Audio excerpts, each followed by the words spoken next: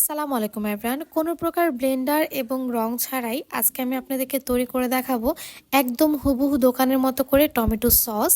বছরের এই সময়টাতেই কিন্তু টমেটোর দাম খুব কম যায়, আর সামনে যেহেতু রমজান মাস, আপনারা কিন্তু বেশি করে টমেটো কিনে এইভাবে সস তৈরি করে সংরক্ষণ করতে পারবেন।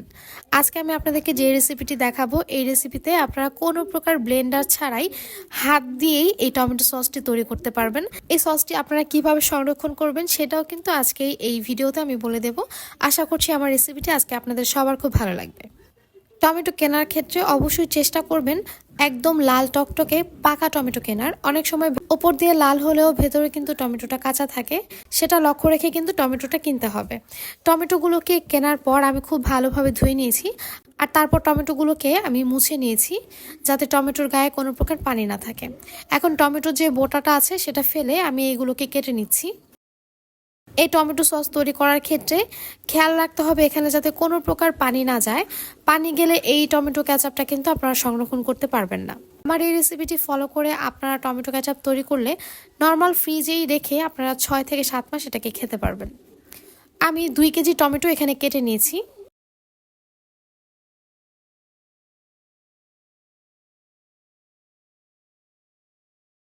যে পাত্রের মধ্যে আমি টমেটো সস তৈরি করব সেই পাত্রটাকে আমি চুলাতে বসিয়ে আগুন ধরিয়ে দিয়েছি।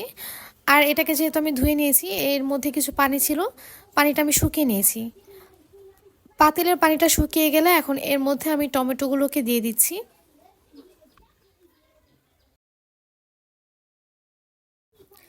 তিনটা রসুনের কোয়া আমি পাতলা পাতলা করে কেটে দিয়ে দিচ্ছি। পরিমাণ মতো আদা আমি পাতলা পাতলা করে কেটে দিয়ে দিচ্ছি। সাথে দিয়ে দিচ্ছি 2 চা চামচ পরিমাণ লবণ এবং 1 চা চামচ পরিমাণ বিট লবণ।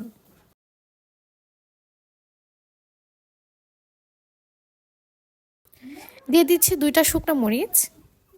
সব কিছুকে একসাথে খুব ভালোভাবে মিশিয়ে নিচ্ছি। এই টমেটোগুলোকে কিন্তু মিডিয়াম আঁচে রেখে সিদ্ধ করতে হবে।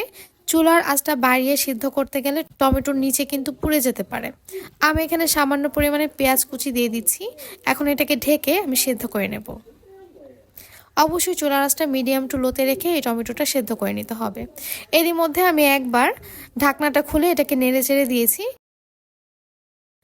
এখন ঢেকে সেদ্ধ করে নেব যতক্ষণ না পর্যন্ত টমেটোটা এরকম ক্যাতকেতে হয়ে যায়। এ পর্যায়ে আমি এখানে আমের ফলি ব্যবহার করছি। এটা অনেক টক আম, একদম শুকিয়ে ফলি করে রেখেছিলাম, সেটা দিয়ে দিচ্ছি। তবে আপনারা চেষ্টা করবেন এই পর্যায়ে তেঁতুলটা ব্যবহার করার। আমার হাতের কাছে তেঁতুলটা ছিল না, যার কারণে আমি আমের ফলিটা দিয়েছি। আর এই আমের ফলিটা কিন্তু অনেক টক, তবে আপনারা কিন্তু তেঁতুলটাই ব্যবহার করবেন, তাহলে একদম হুবহু দোকানের মতো টেস্ট আসবে। আমের ফলিটা দেওয়ার পর আমি এটাকে কিন্তু আরও 10 মিনিটের মতো রান্না করে নিয়েছি মিডিয়াম আঁচে। আর এখন এই টমেটোটা গরম থাকা অবস্থায় একটা ডাল ঘুটনি দিয়ে খুব ভালোভাবে এটাকে ঘুটে নিতে হবে। অবশ্যই গরম থাকা অবস্থায় এই টমেটোটাকে ঘুটে নেবেন, তাহলে তাহলে খুব ভালোভাবে টমেটোগুলো চামড়া থেকে ছুটে আসবে এবং একদম গলে গলে যাবে। এই ডাল ঘুটনি দিয়ে ঘুটে যদি আপনারা টমেটো কেচাপটা তৈরি করেন, তাহলে দেখবেন এই টমেটো কেচাপের কালারটা খুব সুন্দর আসছে। সেটার একটা কারণ হচ্ছে টমেটোর যে বীজগুলো সেটা কিন্তু সাদা হয়। আপনি যখন ব্লেন্ডারে এই টমেটোটা ব্লেন্ড করবেন, তখন বীজগুলো কিন্তু ব্লেন্ড হয়ে টমেটোর কালারটা কিন্তু একটু সাদা সাদা হয়ে যায়, সেটা কিন্তু খুব ভালো একটা কালার আসে না। তবে ডাল ঘুটনি দিয়ে যদি আপনারা ঘুটে এভাবে টমেটো কেচাপটা তৈরি করেন, সেক্ষেত্রে বীজগুলো আর চামড়াটা কিন্তু একদম আলাদা হয়ে যায়। খুব ভালোভাবে ঘুটে নেওয়ার পর আমি এখন একটি ছাঁকনির সাহায্যে এই টমেটোটাকে এভাবে ছেঁকে নেব। আশা করছি ভিডিওটি দেখে আপনারা বুঝতে পারছেন আমি কিভাবে এটাকে ছেঁকে নিচ্ছি। চামচটাকে একটু চাপ দিয়ে খুব ভালোভাবে ছেঁকে নিতে হবে, এতে করে টমেটোর মধ্যে অবশিষ্ট কোনো অংশ থাকবে না, জাস্ট দানাটাই থাকবে আর চামড়াটা থাকবে। আপনারা দেখেই হয়তো বুঝতে পারছেন খুব ভালোভাবে, এটা আপনারা হয়তো দেখেই বুঝতে পারছেন। টমেটোর বীজটা কিন্তু একটু শক্ত হয়, যখন আপনি এটা ব্লেন্ড করবেন সেটা কিন্তু খুব ভালোভাবে ব্লেন্ডও হবে না। এই ক্ষেত্রে টমেটোর টেক্সচারটাও কিন্তু পরিবর্তন হয়ে যায়। আপনারা যখন টমেটোটা তৈরি করে অনেক দিন পর্যন্ত ফ্রিজে রাখবেন, তখন দেখবেন টমেটোটা একটু থকথকে হয়ে যাচ্ছে। তবে এইভাবে তৈরি করলে সেটা কিন্তু হওয়ার সম্ভাবনা একদমই থাকে না। আর দেখতেই পাচ্ছেন খুবই স্মুথ একটা টমেটোর ব্যাটার বের হয়ে এসেছে। সাদা ট্রেটা সরানোর পর দেখতেই পাচ্ছেন কালারটা কত সুন্দর দেখা যাচ্ছে। এটাই কিন্তু একদম রিয়েল কালার ছিল আমার টমেটো কেচাপের। এখন এই টমেটো কেচাপটাকে আমি জাল করে নেব। এই জন্য একটা শুকনা পাতিলের মধ্যে আমি কেচাপটা ঢেলে দিচ্ছি।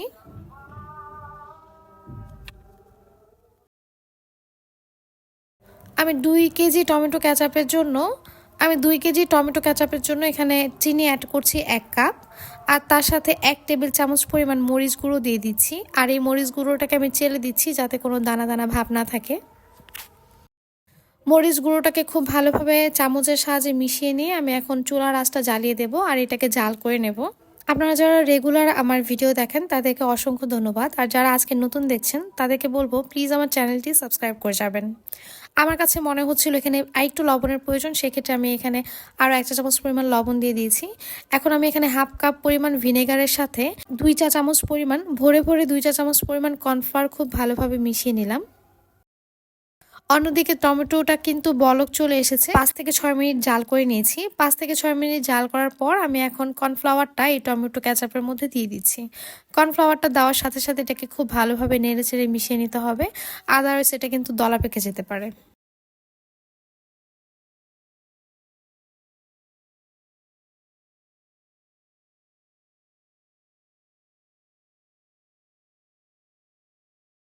কিছুক্ষণ জাল করার পর আমার টমেটো ক্যাচাপটা কিন্তু একদম পারফেক্টলি রেডি হয়ে গিয়েছে।